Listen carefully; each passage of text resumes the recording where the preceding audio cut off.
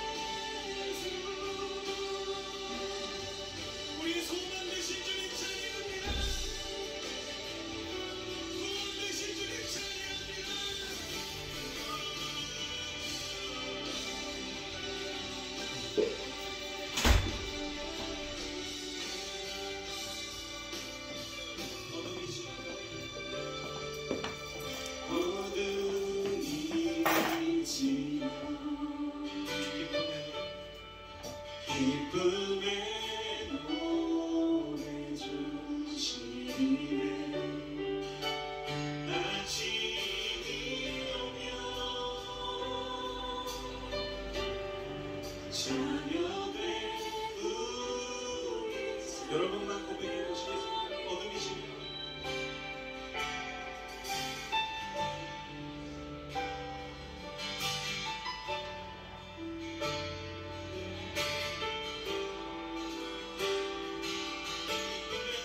노래 주시네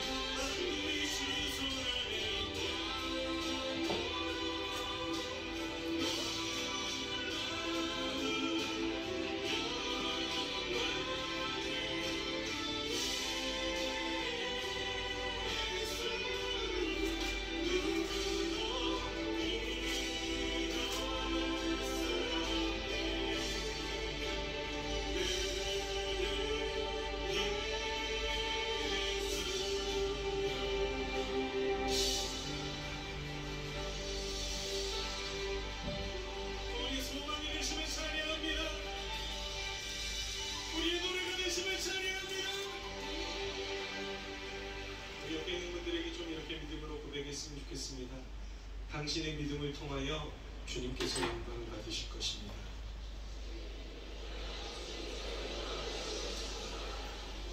아멘.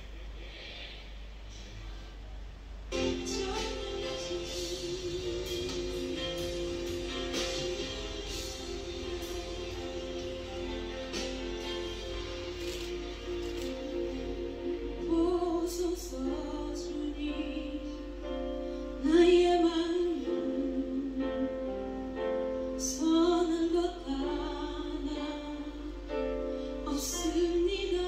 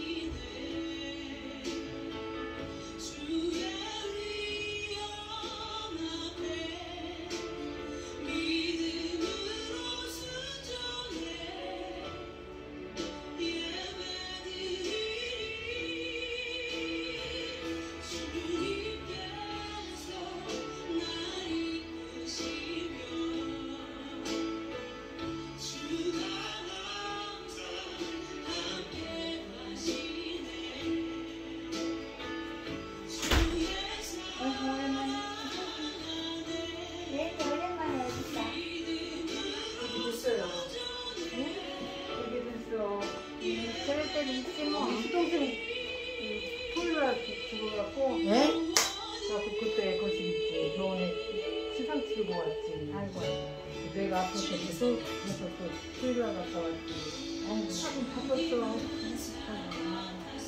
잊어먹었어. 안 가봤지.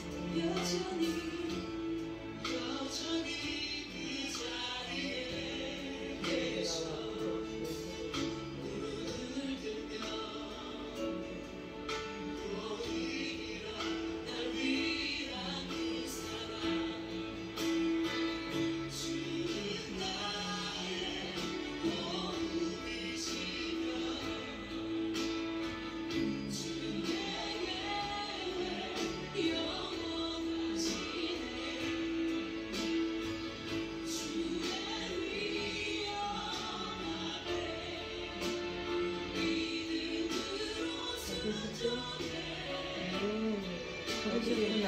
이 얘기야. 얼굴에도 보고가야지. 그러셨구나. 시동생이면 나이가 아직 65이니까. 아이고. 그래갖고 거기 가서는 소유가 있어. 그래서 저기 뭐 명을요?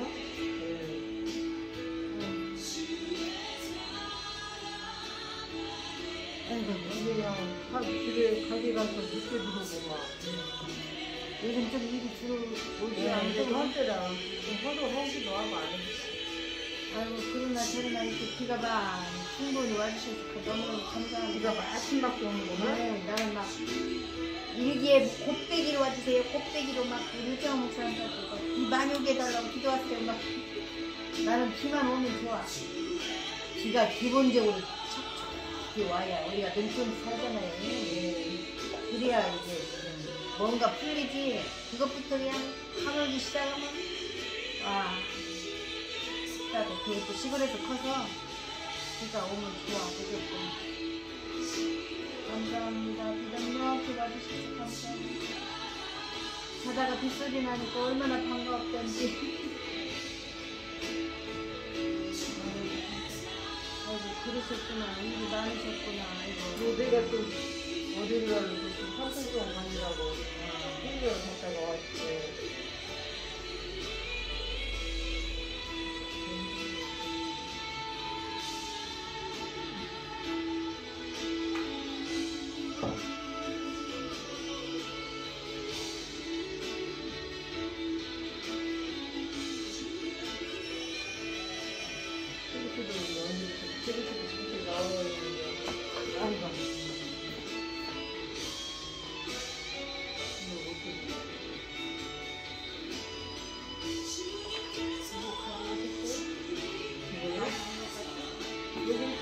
이거 아니에요?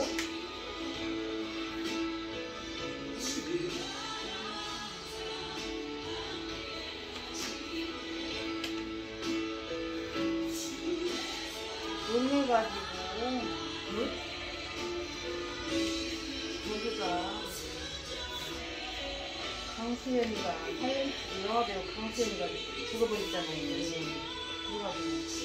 궁금하지도 않고 그냥 대변도 없고 죽어가고 놀래가지고 나 건강검진 한 번도 안 해봤는데 처음으로 건강검진을 다 했네.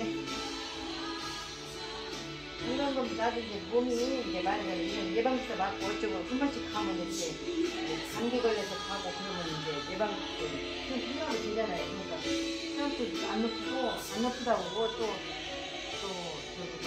증세가 없어. 그래서 저기 좀 토를 했더니 황수연이 그때 죽어버렸는데 70살에 갖고 막 놀래버렸어. 갖고 이번에 기독병원에 가서 건강검진을 했거든요. 한 10살 아래로 건강나이가 한 10살 아래로 나온다고 그러면서 그래도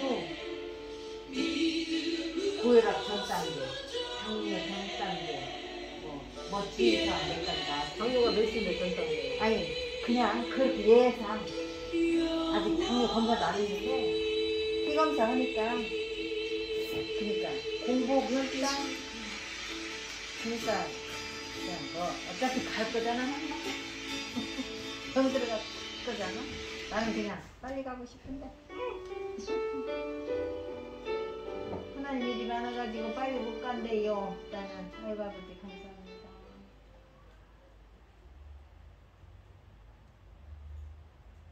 아버지 감사합니다.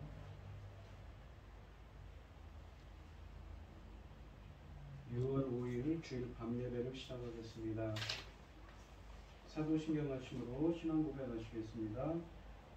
전능하사 천지를 만드신 하나님 아버지를 내가 믿사오며 그 외아들 우리 주 예수 그리스도를 믿사오니 이는 성령을 잉태하사 동정녀 마리아에게 나시고 본디오 빌라도에게 고난을 받으사 십자가에 못 박혀 죽으시고 장사한 지 사흘 만에 죽은 자 가운데서 다시 살아나시며 하늘에 오르사 전능하신 하나님 우편에 앉아 계시다가 저리로서 산자와 죽은 자를 심판하러 오시리라.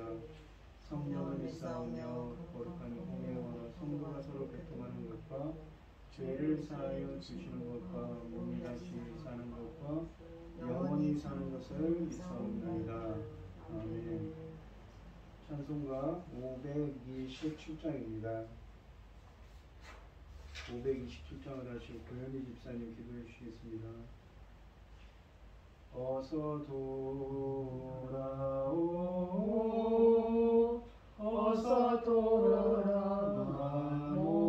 돌아오노 지은 죄가 아무리 무겁고 크기로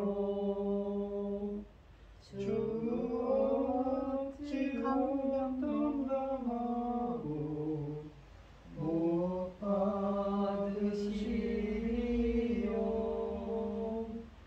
우리 주의 넓은 가슴은 하늘보다 넓고 넓어. 어서 돌아오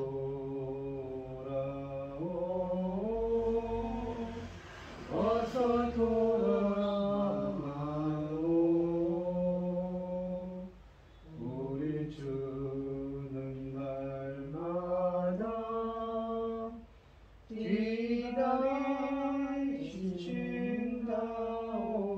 기다리신다오.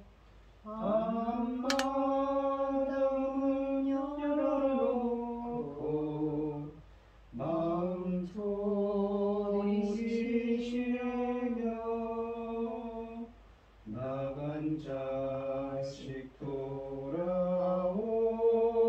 돌아오기만 밤새 기다리시나오.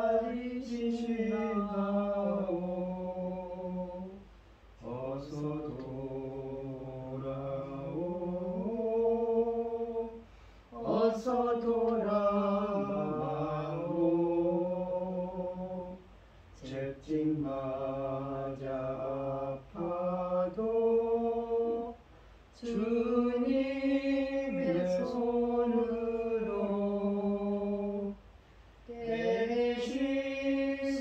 대신으로 만져 위로해 주시는 우리 주의 넓은 품으로 어서 돌아오소서. 아멘. 천지를 지으신 전능하신 하나님 아버지, 하나님의 사랑 가운데 자녀로 살아가게 하시니 참으로 감사드립니다. 세상은 요란한 온갖 일로 혼란스럽습니다.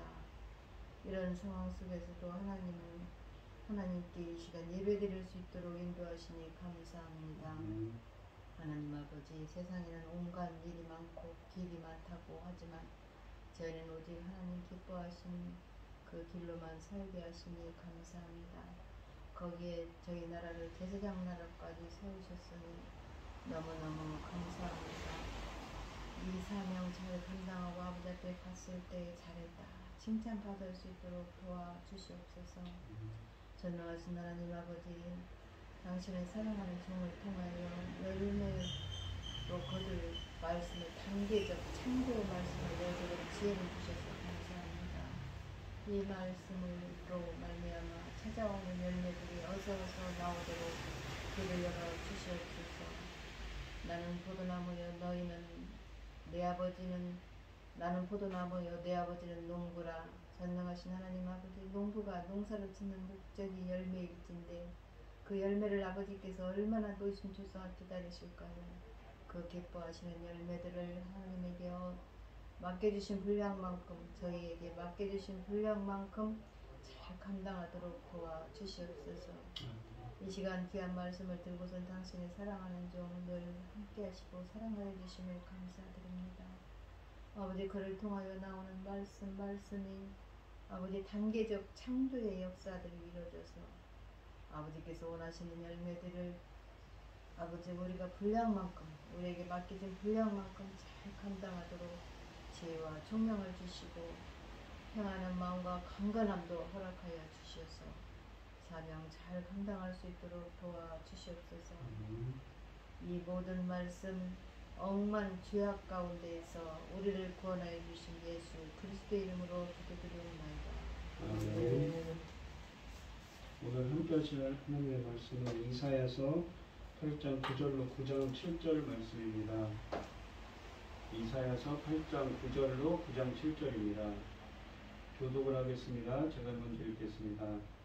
너희 민족들아 함성을 질러 보아라. 그러나 끝내 패망하리라. 너희 먼 나라 백성들아 들을지니라. 너희 허리를 동이라. 그러나 끝내 패망하리라. 너희 허리에 띠를 띠라. 그러나 끝내 패망하리라. 너희는 함께 계획하라. 그러나 끝내 이르지 못하리라.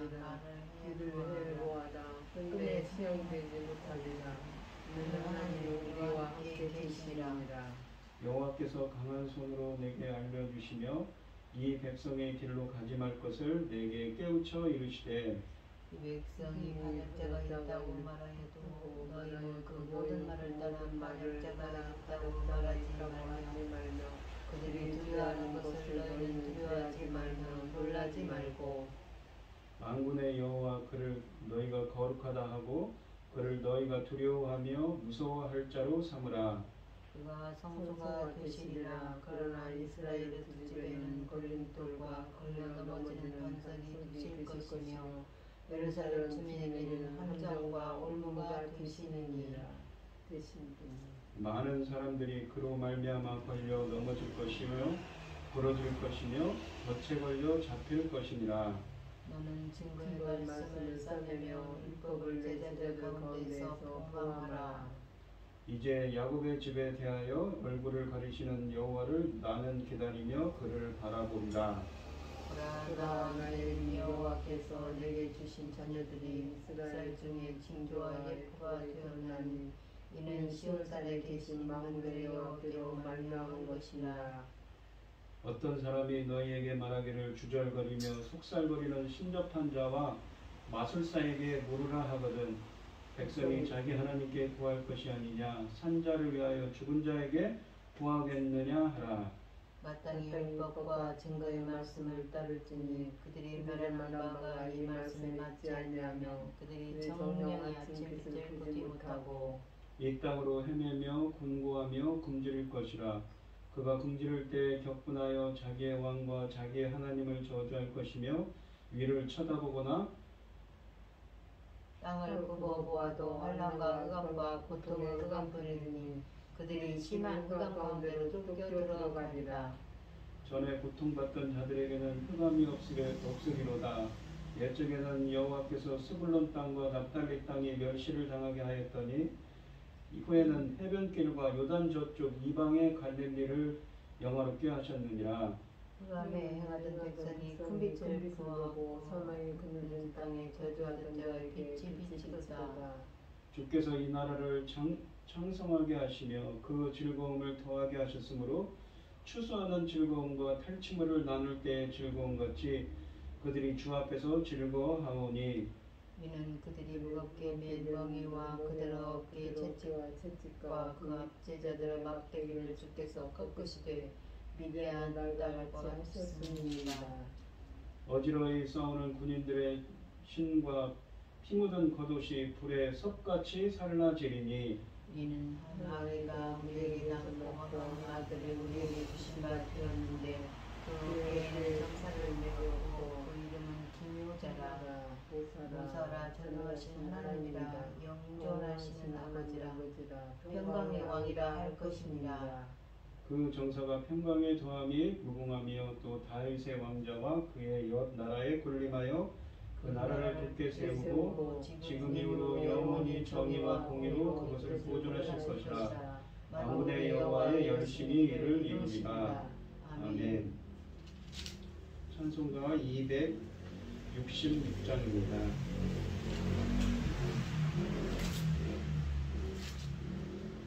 주의 피로 이룬 샘물 참 깊고 넓도다. 구원하는 그 신능력 다 찬송할지라. 찬송하세 주의 보혈 그 샘에 지금 나가 죄에 깊이 빠진 이 몸 그 피로 씻어 맑히네. 죄악 세상 이김으로 거룩한 길 가는 나의 마음 성전 삼고 주께서 계시네. 찬송하세 주의 보혈 그 샘에 지금 나가 죄에 깊이 빠진 이 몸 그 피로 씻어 맑히네. 주 예수를 깊이 아는 놀라운 그 은혜 하늘나라 즐거움이 내 인생 새롭다. 찬송하세 주의 보혈 그 샘에 지금 나가 죄에 깊이 빠진 이 몸 그 피로 씻어 맑히네. 아멘. 오늘 함께 하실 하나님의 말씀은 말씀의 제목은 여호와를 두려워하라입니다. 이사야서 말씀을 전했는데 지난주에는 5장을 했는데 8장 말씀을 전합니다. 이 1절로 8절에 보시면 비록 유다가 이 남유다지요 아수르의 공격 때문에 거의 패하게 됩니다. 근데 이 본문에서 주님은 이사야를 통해서 남유다가 승리를 얻게 될 것이므로 걱정할 필요가 없다고 말씀하십니다. 왜냐하면 바로 메시아이신 주님이 오시기 때문인 것이지요. 이사야는 하나님을 섬기고 그분의 율법과 증거의 말씀을 따르는 것만이 유다가 위기에서 구원받을 것임을 전합니다. 이 9절로 10절에 보시면 너희 민족들아 함성을 질러 보아라. 그러나 끝내 패망하리라. 너희 먼 나라 백성들아 들을지니라. 너희 허리를 동이라. 그러나 끝내 패망하리라. 너희 허리에 띠를 띠라. 그러나 끝내 패망하리라. 너희는 함께 계획하라. 그러나 끝내 이루지 못하리라. 말을 해보아라. 끝내 시행되지 못하리라. 이는 하나님이 우리와 함께 계심이니라 라고 말씀하십니다. 이 이방 민족들의 함성과 맹렬한 전쟁 준비에도 불구하고 그들의 모든 일이 패망할 것이지만 이 남유다는 보존되는 이유로 바로 임마누엘 하나님이 우리와 함께 하심이니라 라고 마지막 절에 말씀하십니다. 유다가 큰 위기를 맞기는 하지만 망하지는 않을 것입니다. 하나님이 그들을 침략자들의 손에 넘기지 않으실 것이기 때문입니다. 하나님이 유다를 구원하시는 데에 그들의 노력이나 선행이 결정적인 역할을 한 것이 아니라 오직 하나님이 일방적으로 하시는 일입니다. 이 7장에서 아하스 왕에게 자비를 베푸실 이유가 전혀 없는데도 그의 선조 다윗 왕과의 이 약속 때문에 그리하신 것처럼 말입니다. 본문도 이 같은 사실을 전제하고 있습니다. 9절에서 열방이 전쟁의 함성을 질러도 소용없습니다. 10절에서 열방이 아무리 놀라운 전략을 세워도 소용없습니다.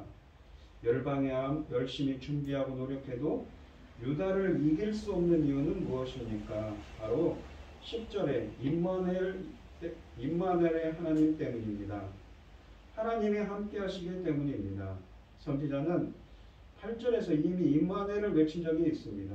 그는 이곳에서 오직 하나님이 함께 하심이 유다를 살리실 것을 선언하고 있습니다. 하나님께서 함께 하시는 백성을 대적하는 것 같이 무모하고 어리석은 일은 없지요. 만일 하나님이 우리를 위하시면 누가 우리를 이 대적하겠는가라는 말씀을 떠올리게 합니다.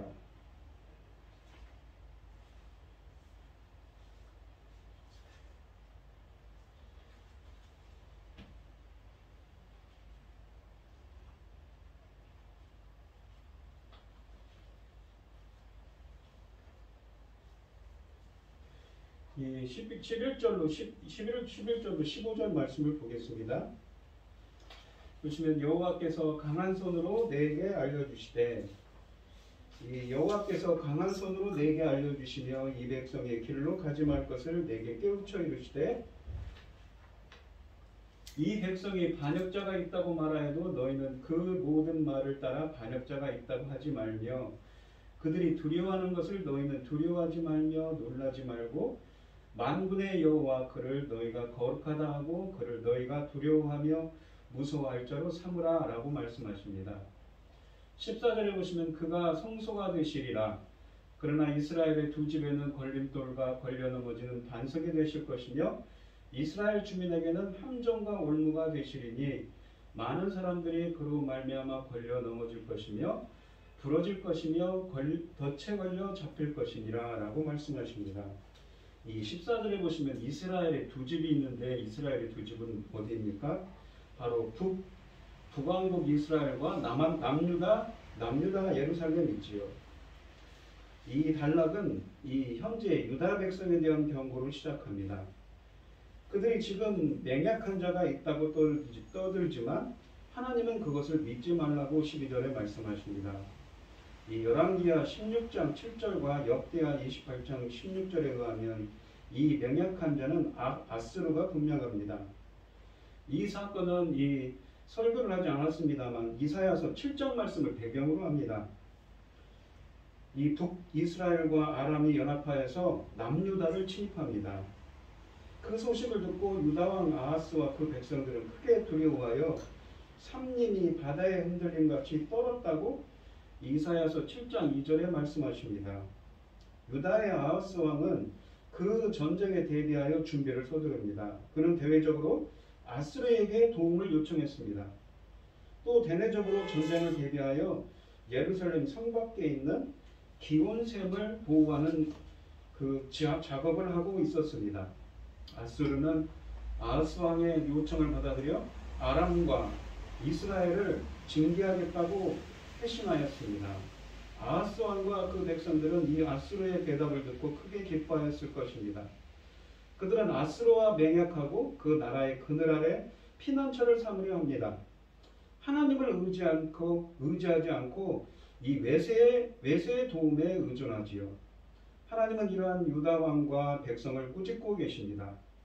아스루는 결코 유다를 보호해주지 못할 것이며 아스루의 군대가 넘어올 때마다 유다는 오히려 짓밟힐 것이라고 이 8장 1절에 말씀하십니다. 이것은 이사야서 28장 14절 이하에 다시 자세히 설명되게 됩니다. 이사야는 이 유다를 보호해 줄 것은 아스르가 아니라 하나님이며 그를 믿고 의지하라고 권면합니다. 사람들이 두려워하는 것을 두려워하지 말고 대신에 만군의 여호와 그를 두려워하며 놀랄 자로 삼으라고 이 8장 12절에 말씀하십니다. 또한 이 7장 4절 이하에 아무리 북쪽 두 나라가 분노하여 몰려올지라도 그들은 연기나는 두부 직갱이 그루터기에 불과하니 두려워 말며 낙심치 말라고 하신 말씀을 반복하시는 것입니다. 하나님이 북쪽 연합군의 침입에서부터 그들을 보호해 주실 분임을 거듭 설득합니다. 이사야는 아스루가 아닌 하나님이 그가 거룩한 피할 곳이 되실 것이라고 8장 14절에서 말합니다. 14절은 이 하나님께서 이스라엘을 보호하시는 모습을 반석에 비유합니다.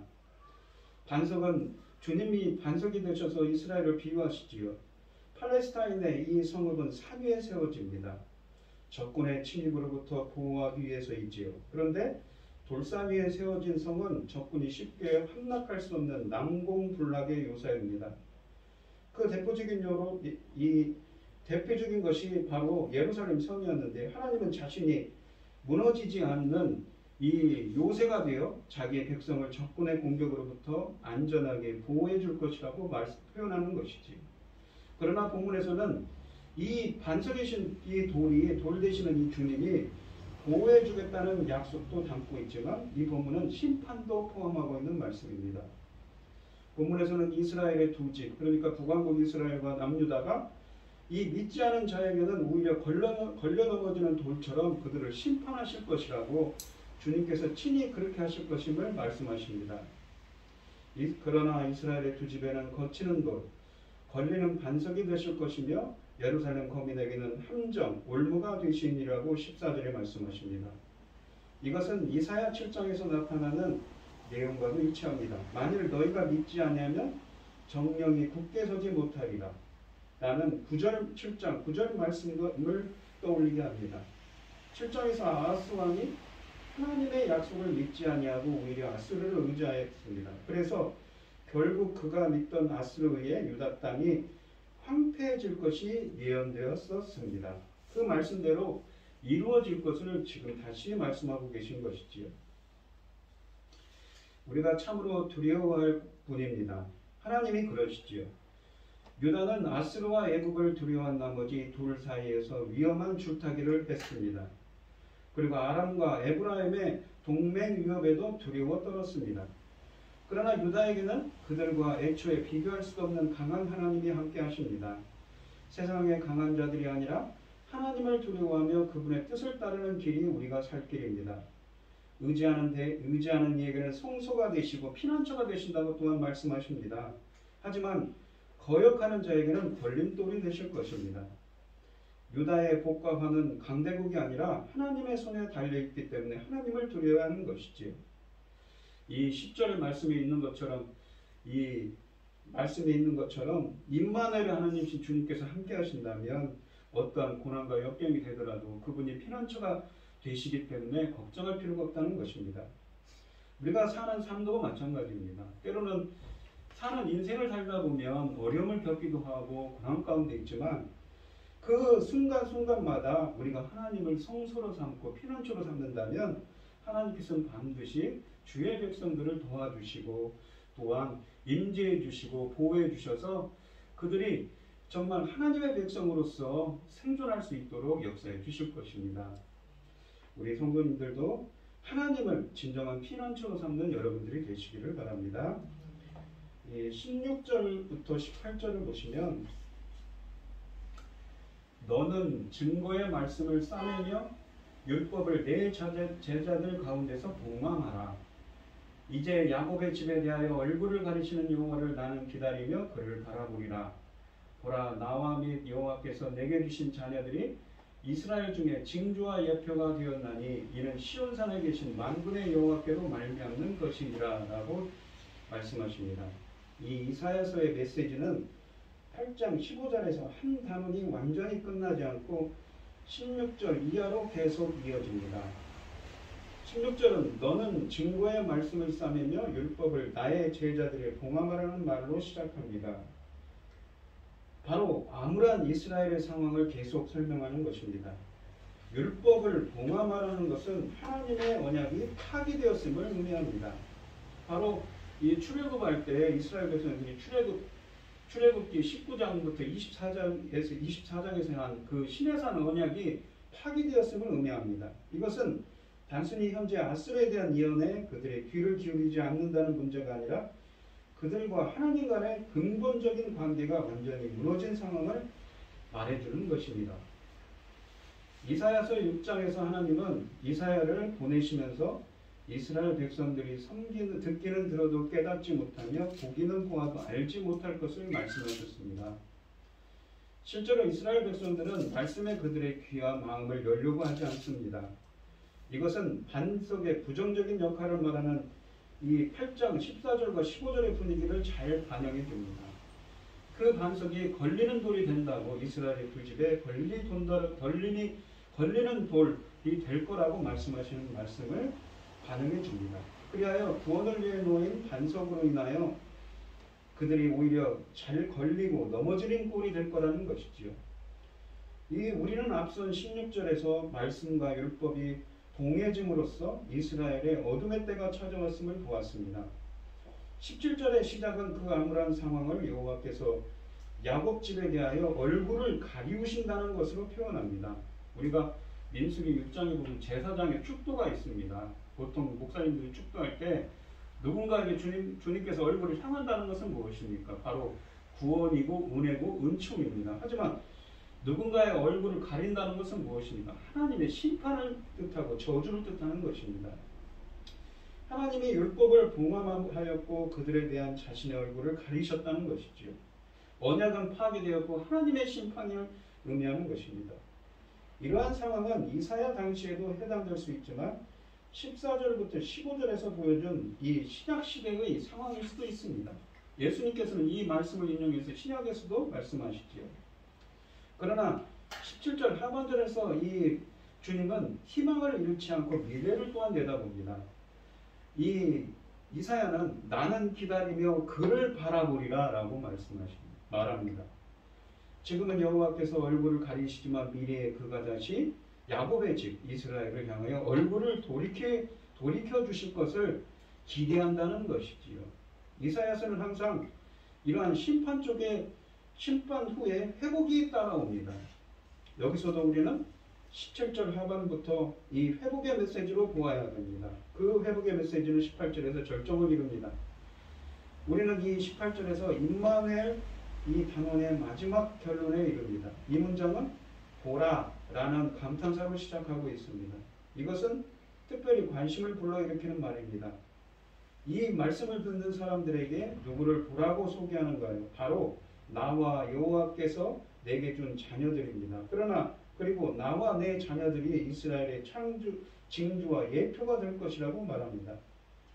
이 17절에서 나는 회복을 기대했습니다. 그런데 18절 후반에서는 시온산에 계신 만군의 여호와께로 말미암음이기 때문이라고 말함으로써 회복이 이루어질 것임을 확신하고 있습니다.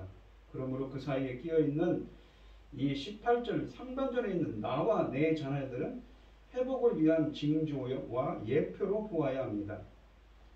이 징조와 예표를 주신 이유는 시온산에 계시는 여호와께서 자기 백성을 잊지 않았기 때문이라고 말합니다. 그런데 이 18절에서 말하는 이 이스라엘의 회복의 징조와 예표 역할을 하는 나와 자녀들은 과연 누구일까요?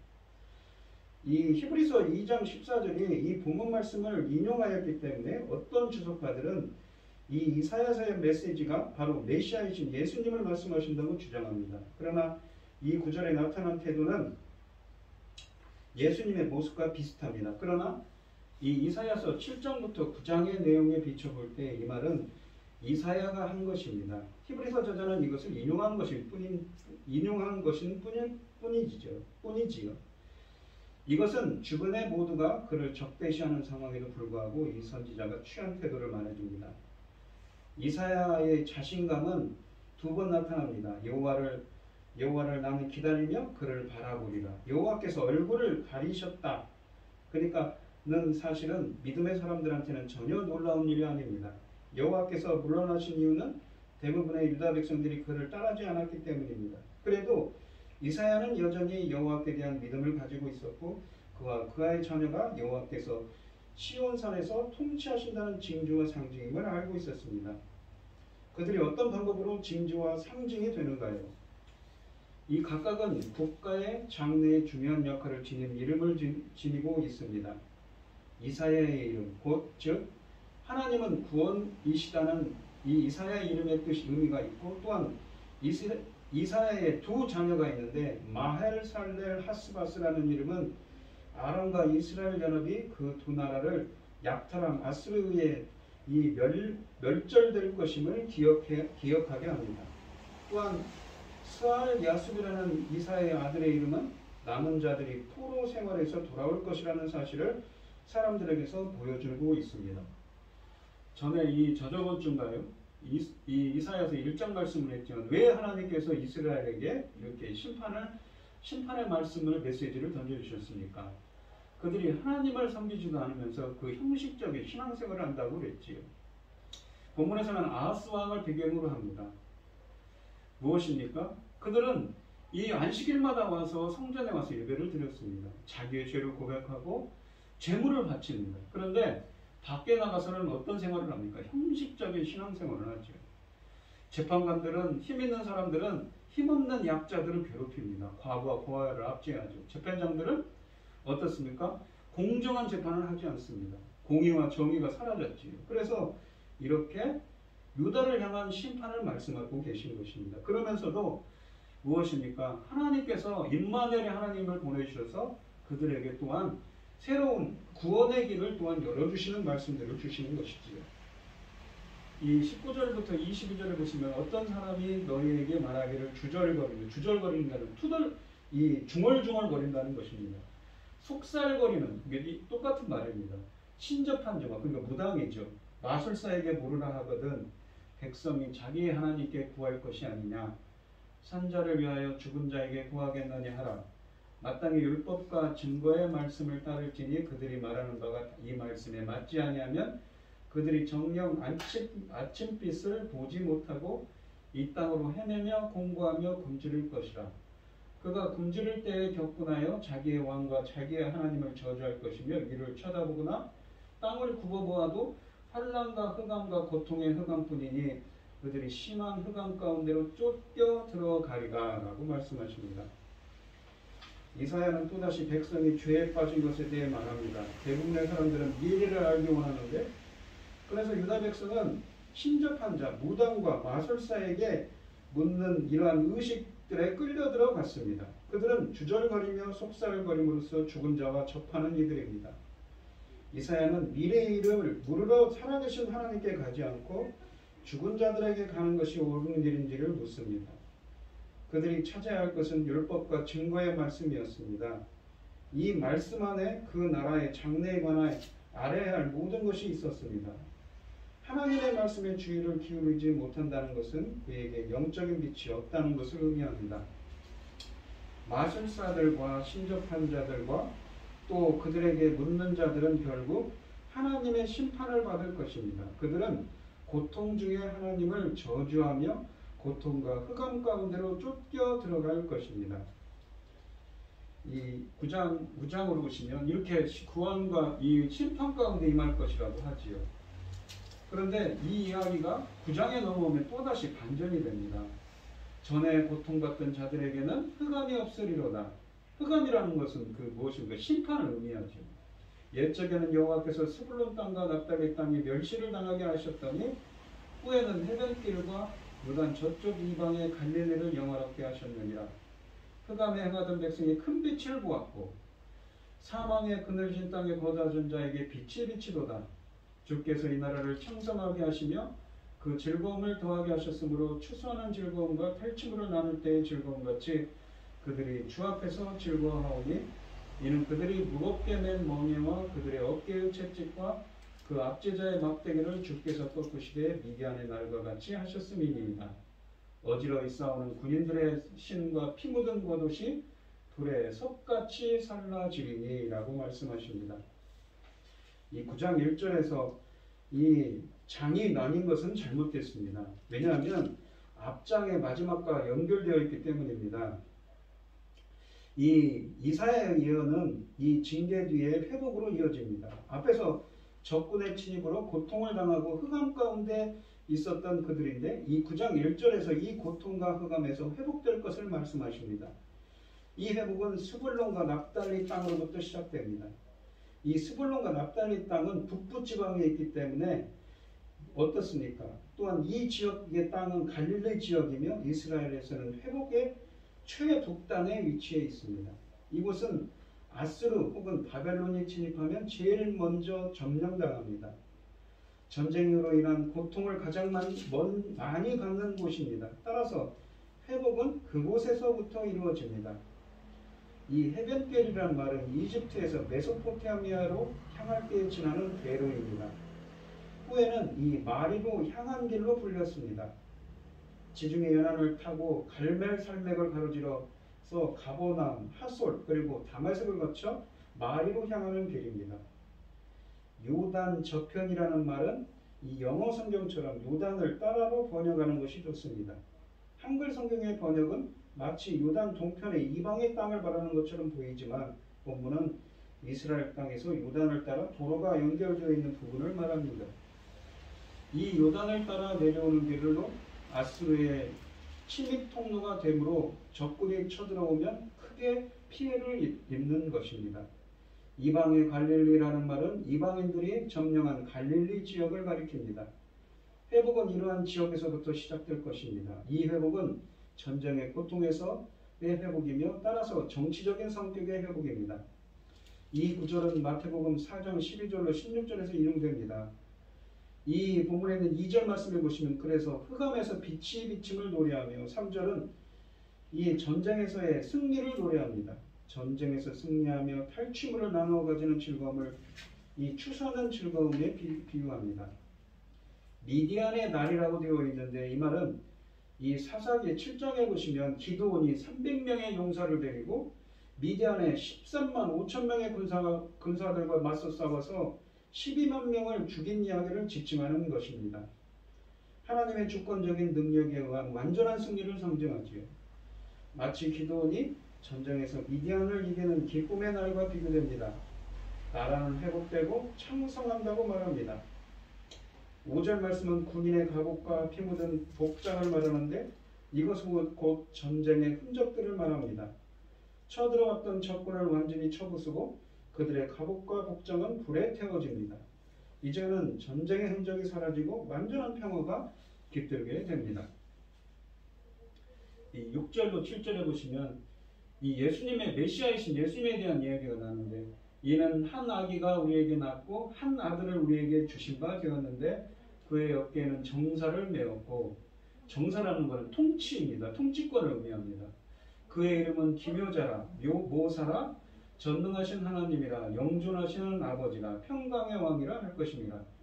그 정사와 평강에 더함이 무궁하며 또 다윗의 왕자와 그의 나라에 군림하여 그 나라를 굳게 세우고 지금 이후로 영원히 정의와 공의로 그것을 보존하실 것이라 만군의 여호와의 열심히 이를 이루시리라 라고 되어 있습니다.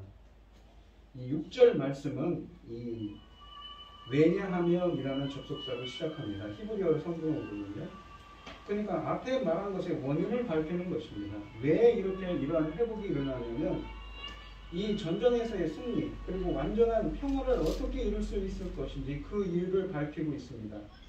이는 한 아기가 우리에게서 났다고 말합니다.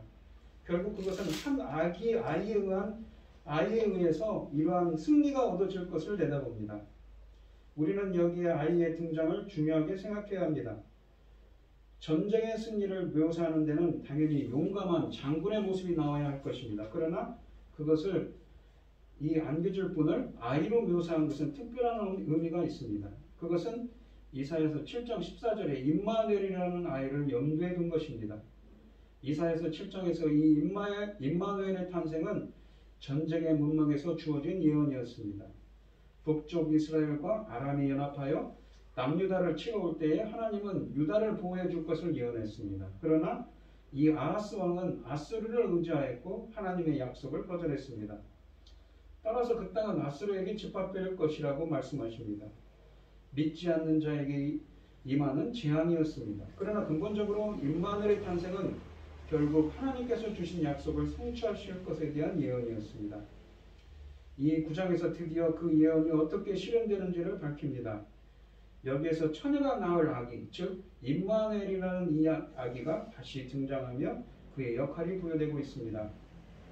이 자유주의 신학자들은 이 아이를 히스기야 왕이라고 하는데 이 말이 안 되는 것이지. 어떻게 그 아기가 이 히스기야 왕이 적들을 물리치고 평화를 줄 수 있을까요? 히스기야는 결국 그러한 승리를 안겨줄 수가 없습니다.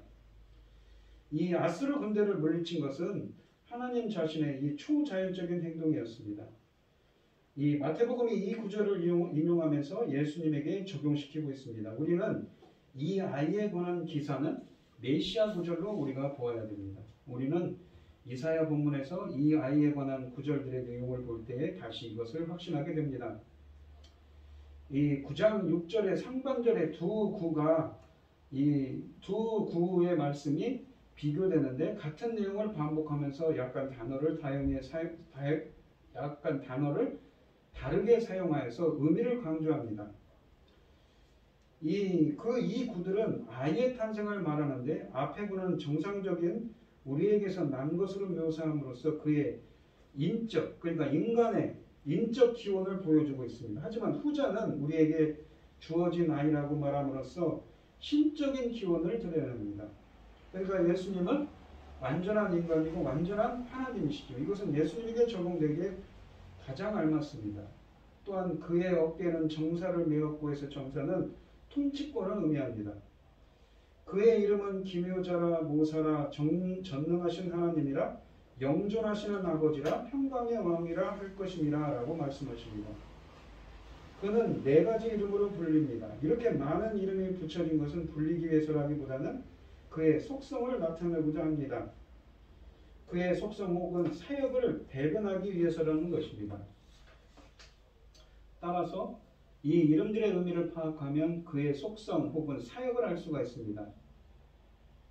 이 본문에 보시면 기묘자요, 모사라고 되어 있는데 사실은 마치 2개의 이름인 것처럼 번역하였습니다. 그러나 2 단어가 한 이름입니다. 히브리어 성경을 직역하면 이렇습니다. 경영에서 놀라운 분, 경영에서 기이한 분이라는 말입니다. 즉, 이 펠레라는 히브리어는 성경에서 하나님이 일으키신 놀라운 일, 기이한 일, 기묘자 등으로 사용하였습니다. 물론 우리가 성경에 보시면 이 기묘자라고 되어 있는 이 펠레라는 말과 똑같은 이 히브리어 원어가 있습니다. 파생된 단어가 있는데 어디 나옵니까? 기묘자라는 말이. 우리가 사사기에 보시면 이 마지막 사사인 사사 삼손이 아버지가 천사를 만나지요. 그때 천사 이름을 물어봅니다. 그때 기묘자라고 할 때 그 말과 어원이 같습니다. 이사야서 9장의 본문에서 그는 어떤 면에서 놀람인가요? 경영에서의 놀람입니다. 그는 왕이십니다. 따라서 나라에 대한 경영, 곧 통치에 있어서 놀람입니다. 어떤 인간의 능력과 상상을 초월하는 통치가 그에게서부터 나올 것입니다. 다음으로 한글 성경은 전능하신 하나님으로 번역하는데 히브리어 성경으로는 뭐라고 하냐면 이 기볼이 이 전능이라고 띄어진 전능이라는 말을 의미하는 히브리어 이 기볼은 영웅 혹은 용사입니다. 그러니까 이 말은 엘 기볼이라는 이 하나님은 무엇입니까? 바로 만군의 여호와이시지요. 그럼 바로 하나님 자신에 해당하는 메시아에게만 가능한 표현인 것입니다. 이 영존하시는 아버지는 어떻게 아이에게 영혼의 아버지라고 부를 수 있을까요? 그것은 이 아이의 특별한 성격을 말해줍니다. 그것은 첫째는 그는 생명을 주신 분이시므로 아버지라고 부를 수 있을 것입니다. 그는 우리 생명의 근원이고 우리를 낳으시고 창조하신 분입니다. 둘째는 그는 구원을 주신 분이므로 아버지라고 부를 수 있을 것입니다. 이 히스기야 같은 보통의 사람이 영원한 아버지라고 불릴 수는 없을 것입니다. 그는 영원부터 영원까지 계시는 분입니다. 이것은 그가 신적인 존재임을 분명히 드러내는 것입니다. 또한 이 평강의 왕이라고 하는데 평강이 무엇입니까? 샬롬이지요. 평화, 평강, 화해를 뜻합니다. 화목을 뜻합니다. 이것은 그리스도를 통한 구원을 확신하는 영혼의 평온한 상태입니다. 우리 인간들이 하나님과의 관계가 멀어졌지요. 창세기 3장에서 에덴 동산에서 죄를 짓고 쫓겨날 때 하나님과 관계가 멀어졌는데 그 끊어졌던 관계가 회복됨을 의미하는 말입니다. 그 관계를 회복하기 위해서 오신 예수 그리스도를 의미하지요. 그는 자기 백성들에게 평강을 줄 수 있는 왕입니다. 이것은 영원하고 참된 왕인 메시아에게 가장 적합한 이름입니다. 이 4가지 이름들을 충족시키는 왕은 신적인 존재, 바로 예수 그리스도밖에는 없는 것입니다. 또한 7절 말씀은 앞절에서 붙여진 그 이름에 대한 총결론입니다. 이런 이름을 가진 자가 어떤 일을 행할 것인지 요약해서 말합니다. 이 절에서 그는 다시 신적인 존재임을 확인합니다. 평강의 담이 무궁하며 영원토록 그것을 보존하실 것이라는 말은 그의 영원성을 보여줍니다. 다윗의 위에 앉는다는 것은 메시아의 왕이 등극할 것을 말합니다. 우리가 누가복음 1장 32절에 보시면 천사 가브리엘이 마리아에게 쇠퇴할 것을 알면서 주 하나님께서 그 조상 다윗의 위를 저에게 주시리라 라고 말함으로써 예수에게 이것이 이루어졌음을 확인시킵니다. 또한 신약 성경에 보시면 예수님을 다윗의 후손 혹은 다윗 왕이라고 자주 표현함으로써 예수님이 바로 그 구약의 선지자들이 예언한 메시아임을 증언합니다.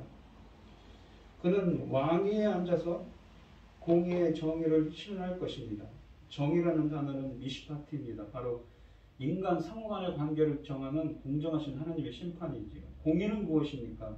하나님과 인간 간의 관계를 정하는 관계성을 의미하는 것입니다.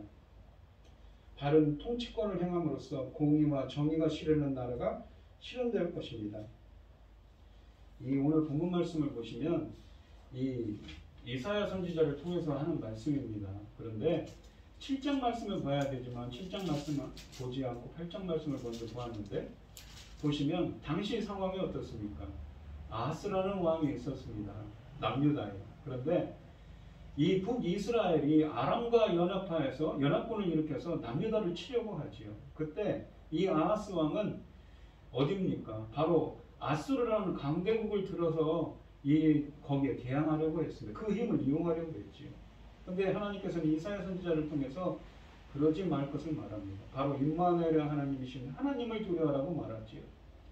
그들은 이 하나님께 여쭙는 것이 아니라 무당을 찾아다니면서 여쭙습니다. 그래서 그들에게 흑암의 심판이 임할 것을 말씀하시지요.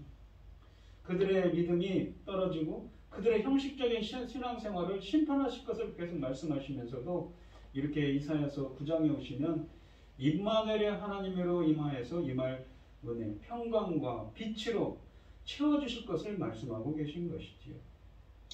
우리가 때로는 생을 살아가면서 많은 고난을 겪곤 합니다. 하지만 어떻습니까? 임마누엘의 하나님은 하나님이 우리와 함께 하시면 주님은 능치 못할 일이 없기 때문에 그분이 주실 수 있는 평강과 구원의 은혜를 체험할 수가 있습니다. 비록 이사야 선지자는 주전 700년경에 예언한 선지자입니다. 그래서 물론 당시에를 뜻하기도 하고 또한 신약성경에 있는 메시아이신 예수 그리스도를 예언하기도 했지만 이 말씀을 통해서 우리에게 주시는 메시지는 분명합니다. 비록 우리가 겪고 있는 이러한 고난과 역경 같은 이 세월 가운데서 삶을 살아가지만 어떠한 고난과 역경이 견디더라도 임마누엘의 하나님이신 하나님을 우리가 의지하고 주님께 여쭙고 반석이 되시며 피난처가 되시는 주님을 의지한다면 주님께서는 이렇게 평강을 주시고 구원의 하나님으로서 만군의 여호와로서 임하여 주셔서 우리를 구원해 주시고 우리에게 은혜를 베푸실 것을 본문을 통해서 이사야 선지자를 통해서 말씀하고 계신 것이지요. 그래서 우리는 하나님을 두려워야 됩니다. 하나님을 두려워하는 것이 참 어려운 것이지요. 왜냐하면 이 이스라엘 사람들을 보면 느끼지 않습니까? 하나님 앞에서 선택함을 받은 자들이었지만 하나님께서는 말씀하십니다. 그 말씀들을 봉함하라고, 그 언약들을 봉함하라고, 언약이 파괴되었음을 의미하는 것이지요. 하나님 뜻대로 사는 게 이렇게 어렵습니다. 하나님 말씀대로 사는 게 어렵습니다. 이 이사야서를 묵상하면서 항상 느끼는 것이지요. 우리가 사는 인생길 가운데도 우리도 마찬가지인 것입니다. 우리가 어떤 고난과 역경이 있더라도 어떤 상황 가운데 있더라도 임마누엘의 하나님이신 예수님께서 우리와 함께 하신다면 그분이 우리의 반석이 되고 피난처가 되시고 요새가 되셔서 우리를 보호해 주시고 평강의 왕으로서 우리에게 진정한 안식과 평화를 주실 것을 말씀하고 계시는 것이지요. 하나님을 더욱더 두려워하고 하나님의 말씀을 더욱더 붙잡고 살아가는 여러분들이 되시기를 축원드리겠습니다. 기도하겠습니다. 하나님 아버지 감사합니다. 오늘 주신 말씀처럼 이 이사야 선지자를 통해서 주신 말씀처럼 아하스 왕 때 이스라엘은 어떻습니까? 하나님을 의지하기보다는 메세를 의지합니다. 하나님의 말씀보다는 하나님의 뜻보다는 신접한 자들을 의지했습니다.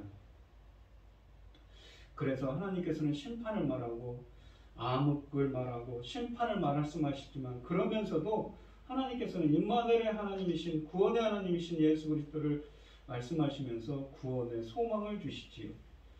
저희들이 비록 어렵고 힘든 어떠한 고난과 역경 가운데 있더라도 주님께서 임마누엘의 하나님이신 주님께서 우리들과 함께 하신다면 그분이 우리의 편안처가 되고 요새가 되주시며 반석이 되시기 때문에 우리는 걱정할 필요가 없습니다. 평강의 왕으로서 오신 그 만군의 하나님, 만군의 여호와이신 주님께서 임하여 주셔서 우리가 겪고 있는 어떠한 고난과 역경도 헤쳐나갈 수 있도록 우리를 보호해 주시고 은혜 베풀어 주시옵소서.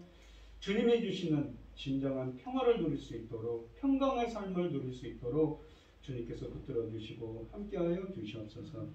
이 모든 말씀 거룩하신 예수 그리스도의 이름으로 기도드리옵나이다. 아멘. 찬송가 341장입니다. 십자가를 내가 지고 주를 따라갑니다. 이제부터 예수로만 나의 복에 삼겠네. 세상에서 부귀영화 모두 잃어버려도 주의 평안 내가 받고 영생 복을 얻겠네. 주도 곤욕 당했으니 나도 곤욕 당하리. 세상 사람 감사하네. 예수 진실합니다. 예수 나를 사랑하사 빛난 얼굴 보이면 원수들이 미워해도 염려할 것 없겠네. 내가 핍박 당할 때에 주의 품에 안기고 세상 고초 당할수록 많은 위로 받겠네. 주가 주신 기쁨에 기뻐할 것 무엇냐.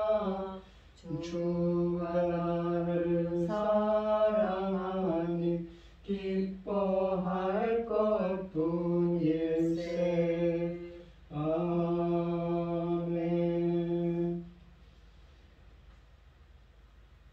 축도하심으로 오늘 예배를 마치도록 하겠습니다. 이제는 주 예수 그리스도의 은혜와 하나님의 극진하신 사랑과 성령의 교통하심이 성도들 머리머리 위에 이제로부터 영원히 함께 있을지어다. 아멘.